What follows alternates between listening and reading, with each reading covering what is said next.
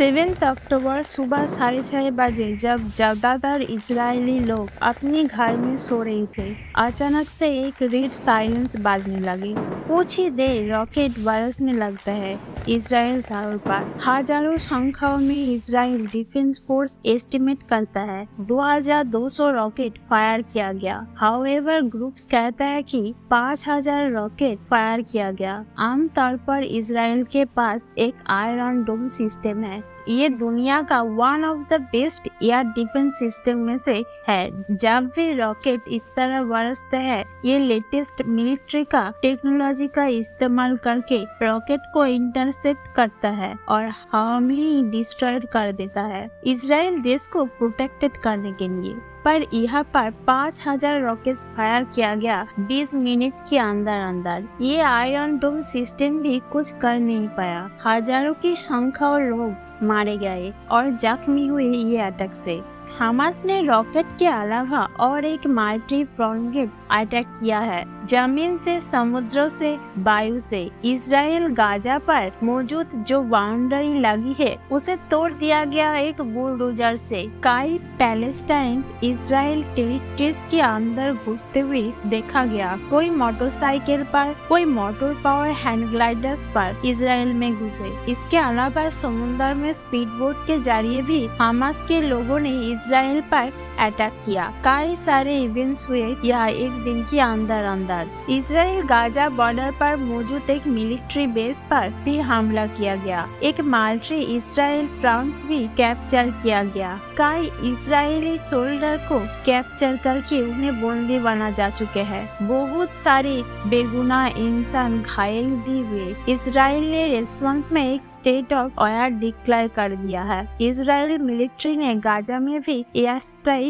करी, जिसके चलते पैलेस्टीन में भी हजारों लोग मारे गए हैं और जख्मी हुए हैं। इजराइल और पैलेस्टीन दोनों मिडिल ईस्ट में लोकेटेड है, जिनका नॉर्थ में है लेबनान का देश, नॉर्थ ईस्ट में है सीरिया, ईस्ट में जॉर्डन, साउथ वेस्ट में इजिप्ट और वेस्ट में है भूमध्य सागर। ये दोनों देशों को जूम इन करो तो ये बीच का एरिया इजराइल का देश है और पैलेस्टीन की जो टेरिटरीज है वो दो हिस्से में बांटे हुए हैं।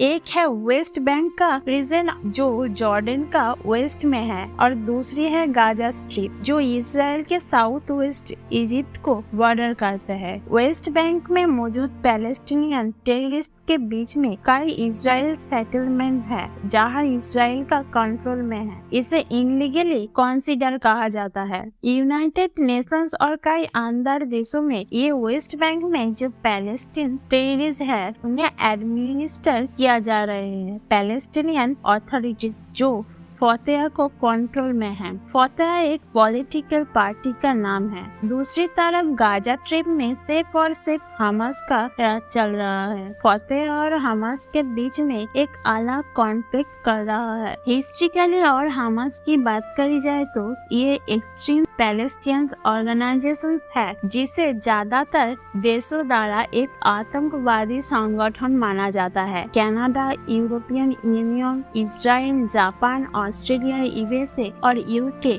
हमास को एक टेररिस्ट ऑर्गेनाइजेशन डेजिग्नेट करता है, लेकिन दूसरी तरफ इसे टेररिस्ट नहीं कंसीडर किया जाता है। Brazil, China, Egypt, Iran, Norway, Qatar, Russia, Syria और तुर्की के द्वारा। फिर कुछ देश ऐसा है जो हमास को सिर्फ मिलिट्री विंग्स को टेररिस्ट ऑर्गेनाइजेशन मानता है, जैसे कि न्यूजीलैंड और पैराग्वे। ये चीज जियोपॉलिटिकली काफी रेलेवेंट है। ये और के पीछे बहुत बड़ी एक हिस्ट्री है, जिसके एक्सपेरिमेंट में अगले वीडियो में करूंगी। सोर्स में कहा जाए तो ये एक रिलीजन की युद्ध है। ये मानचित्र पे आप देख सकते हो। ये गाजा ट्रिप की इजराइल के टेररिस्ट में कितना अंदर घुस गया है पैलेस्टीन मिलिट्री। हमास का मिलिट्री कमांडर मोहम्मद अलीफ ने ये पूरे हमले का ऑपरेशन अल अक्सा फ्रंट का नाम दिया और कहा कि हमास ये सब इसलिए कर रहा है क्योंकि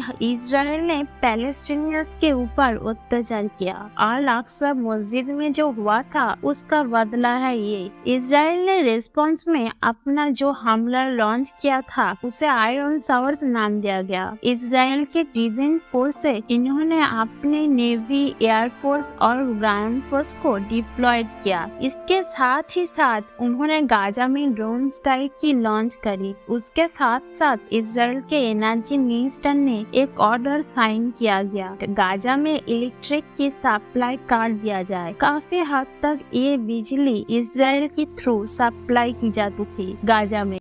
ישראל, אנחנו במלחמה, לא במבצע, לא בסבבים. आप कह सकते हो इजराइल ने ईंट का जवाब पत्थर से दिया है। आपके हाल कुछ ऐसा है। हमास एक डेजिग्नेटेड टेररिस्ट ऑर्गेनाइजेशन और इजराइल एक पावरफुल देश है और एक प्रॉपर डेमोक्रेटिक सरकार का साथ, इसलिए इजराइल को अपनी पावर का रिस्पॉन्सिबल तरीके से यूज करना चाहिए। कुछ कम्युनल ब्रिगेड्स को ऐसे स्टेटमेंट से बड़ी तकलीफ होती है।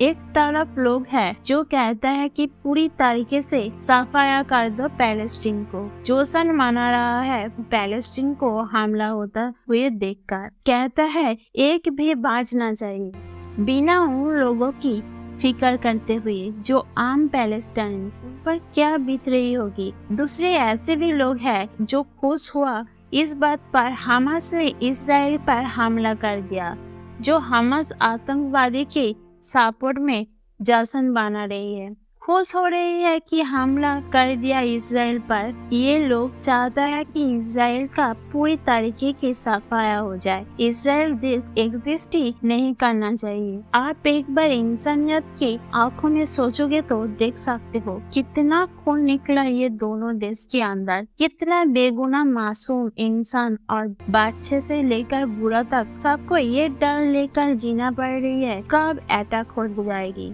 डर डर के जीना पड़ रही है। इजराइल और पैलेस्टाइन देशों के आम परिवारों का रिसेंटली पैलेस्टाइन में 14th मंजिल बिल्डिंग पर एक एयर स्ट्राइक कर गई, लेकिन एयर स्ट्राइक करने से पहले 10 मिनट वार्निंग दी गई इजराइल ने। इस बिल्डिंग में रहने वाले लोग इवैक्यूएट करके छोड़ दे, इसी बिल्डिंग का कई बम गिरने वाला है। ऐसी वार्निंग पहले भी देखी गई है, जैसे कि फातिमा वसीर फैमिली को वार्निंग।